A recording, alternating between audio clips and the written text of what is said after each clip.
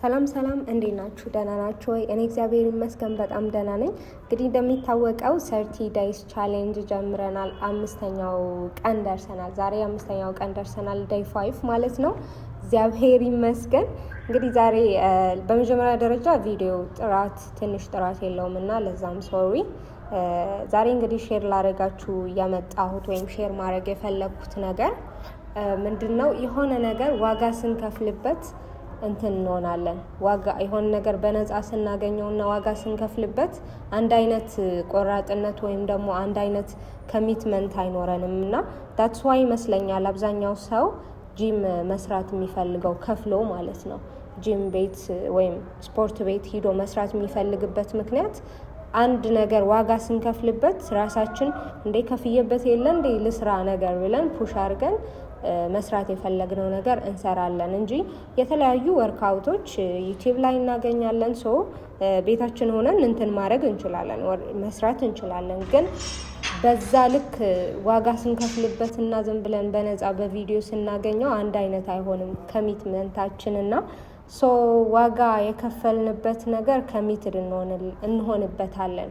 የሆነ ነገር ማሳካት የምትፈልጉት ነገር ካለ የሆነች ዋጋ ክፈሉ እና በነፃ ከምታገኙት የሆነ ነገር ከፍላችሁ ግዙትና you will be committed ማለት ነው ለምትፈልጉት ነገር።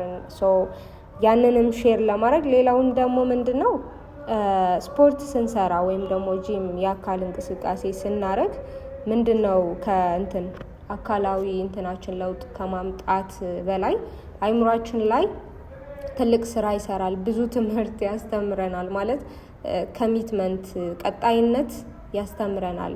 የሆነ ነገር ከባድ ቢሆንም መቀጠል ግዴታ እንደሆነ የሆነ ነገር ከፈለግን በአንድ ሌሊት ማድረግ እንደማንችል ያ የምንፈልገው ነገር በአንድ ሌሊት ሀፐን እንደማያደርግ ምንም ለውጥ እንኳን ባናይበት ሁሌ መቀጠል እንዳለብን እንደዛ አይደል የምናደርገው። በአንድ ቀን መቼም አሁን እኔ የአንድ ወር አካባቢ አድርጌያለሁና እንግዲህ መጀመሪያ የነበሩ ሳምንታቶች መጀመሪያ የነበረኝ ሳምንትና አሁን አንድ አይደለም።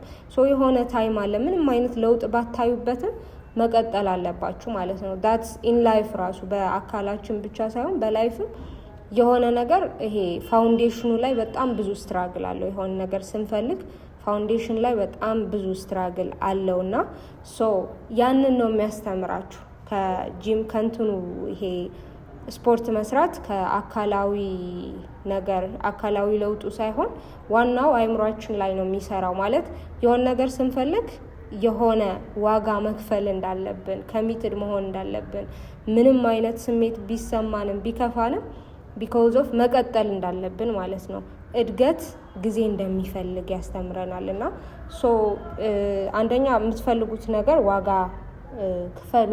ዋጋ ለምትፈልጉት ነገር በነፃ ከምታገኙት ይልቅ እድሉ ራሱ ቢኖራችሁ ማለት ነው።